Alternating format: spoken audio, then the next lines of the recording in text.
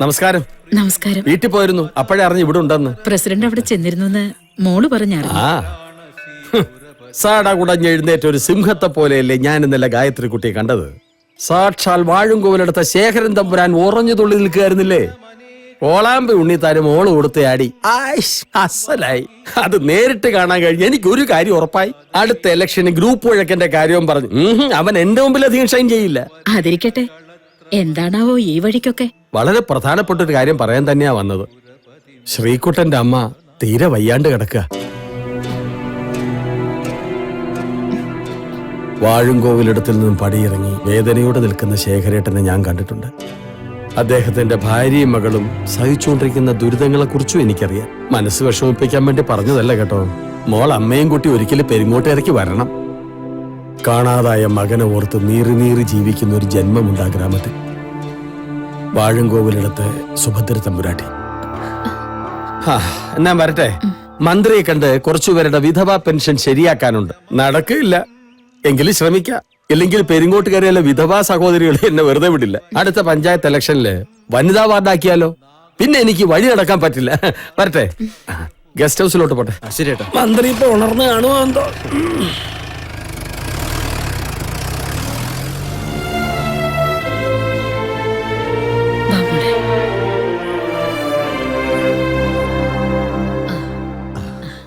നമസ്കാരം. ചായ കുടിക്കേ. ഓ,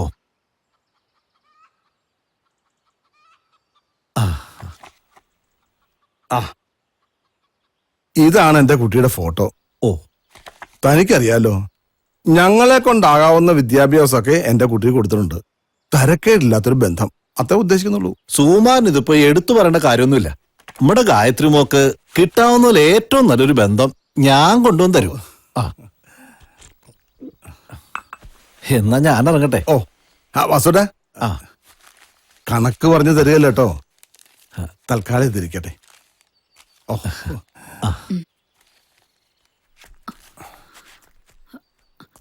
ഏട്ടാ, അവൾ ഈ ആലോചനയ്ക്കൊന്നും സമ്മതിക്കൂല. അത്ര കണ്ട് ശ്രീകുട്ടനെ നെഞ്ചിലേറ്റി നടക്കൂല്ലേ അവള്. അവൻ വരും വരൂ എന്ന് പറഞ്ഞുള്ള അവളുടെ ആ കാത്തിരിപ്പ് കാണുമ്പോ ചങ്ക് പിടയ്ക്കുക. സുജാതേ, നമ്മൾ ഇതൊക്കെ പറയും. ഇനി അങ്ങോട്ട് ജീവിക്കാനുള്ള അവളുടെ കാര്യമാ വലുത്. നമ്മുടെ കുട്ടിയുടെ ഭാവി സുരക്ഷിതമായി കൊടുക്കാന്നുള്ളത് എന്റെ നിന്റെയും കടമയാ. അല്ലാതെ വാഴുംകോവിലെടുത്ത ശേഖരൻ തമ്പുരാൻ നിന്നെ കല്യാണം കഴിച്ച് ജീവിച്ച കാലമൊന്നും അല്ലത്. അതുകൊണ്ട് തന്നെയാ ഗായത്രി മോള് ശ്രീകുട്ടനെ സ്നേഹിക്കുന്നുണ്ടെന്ന് അറിഞ്ഞപ്പോ ഞാൻ എതിർക്കാഞ്ഞത്. ഇനിയിപ്പോ ഒരിക്കലും വരില്ല എന്ന് വിശ്വസിക്കുന്ന ആൾക്ക് വേണ്ടിയാണ് അവൾ കാത്തിരിക്കുന്നെങ്കിലോ? അഥവാ ഇനി വന്നാൽ തന്നെ ഈ കല്യാണം നടക്കുന്നത് എന്താ ഉറപ്പ്? ഏത് പെണ്ണിനൊരു ആൺതുണ വേണം. നമ്മുടെയൊക്കെ കാലശേഷം അവൾക്ക് ആരാ ഉള്ളേ?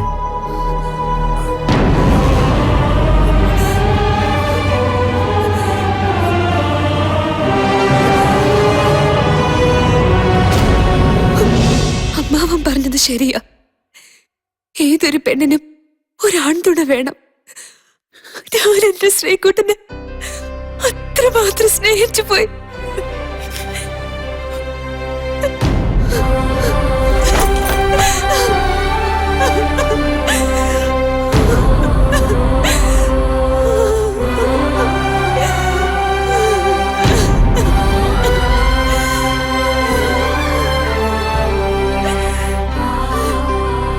മോളെ,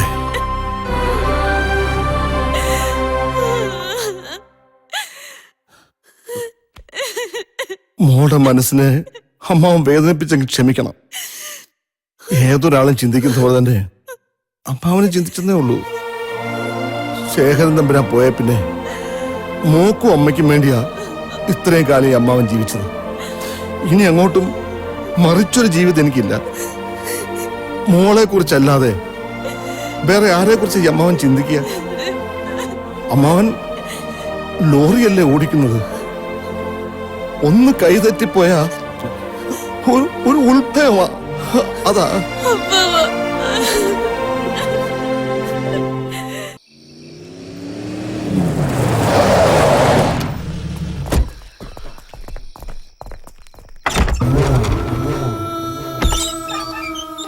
பத்ரன் தம்பரா, இது லாஸ்ட் டேட். பணத்துக்கு பணம் தான் தேவை. வீண் பேச்சு பேசி மரியாதை குறைக்கிறதுக்காக நான் வரல. அட்வான்ஸ் திருப்பி கொடுத்துரு. ஆமா, இது எவ்வளவு இருக்கே? ഇത് 25 ലക്ഷം. ഇതോടെ ഈ ഇടപാടിൽ ചെട്ടിയാർക്കും എനിക്കുമുള്ള കഥ തീർന്നു. ചെട്ടിയാർ ഇതിവിടെ തീർക്കണം, തീർത്തേ പറ്റൂ. பத்ரன் தம்பரா, என்ன இப்படி பேசுறே? உங்களுக்கு தெரியும் கோர்ட் விவகாரம் நடக்கின்ற லாண்ட் என்று. எனக்கு அது தெரியாம நான் தான் உங்களுக்கு 50 ലക്ഷത്തെ അഡ്വാൻസ് കൊടുത്തതേ. നിങ്ങൾ ആ സ്ഥലം വാങ്ങണമെന്ന് വിചാരിച്ചു തന്നെ കേസിനും വക്കീലിനുമായി ലക്ഷങ്ങൾ ഞാൻ ചെലവാക്കിയത്. ഇപ്പൊ കേസുള്ള സ്ഥലമാണെന്ന് അറിഞ്ഞപ്പോ താമിന് മാറിയാ. ഞാൻ ചെലവാക്കിയ കാശൊക്കെ ആര് തിരിച്ചു തരും?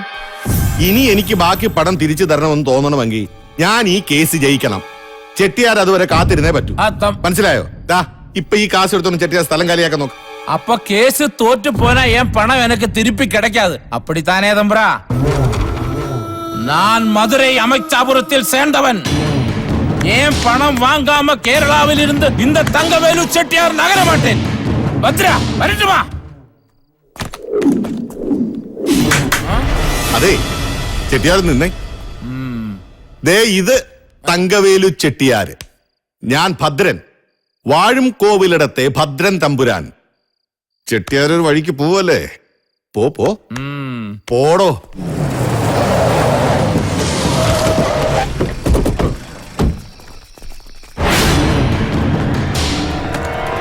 வாங்கடா.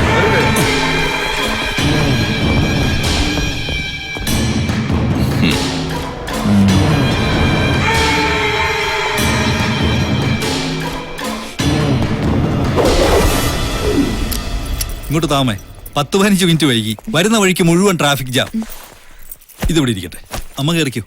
എന്നാ പുറപ്പെടാൻ ഗായത്രി.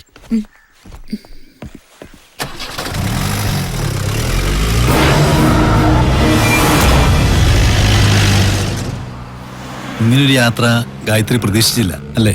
പ്രതീക്ഷിക്കാത്തത് സംഭവിക്കുന്നതാണല്ലോ തോമസ് ഊട്ടി ജീവിതം. എന്റെ ജീവിതത്തിന്റെ ഒരു ഭാഗം തന്നെയാണ് ഈ യാത്ര.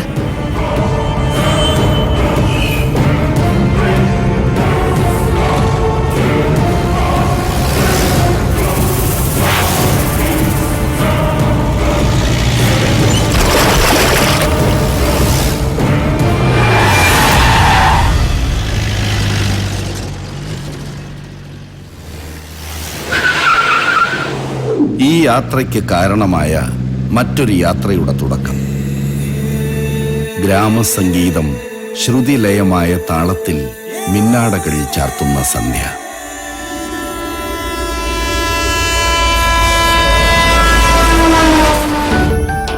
സ്വപ്നം കാണുന്നവർക്ക് മോഹങ്ങൾ ബാക്കി വെച്ച് ചേക്കേറുന്ന സായന്തനം.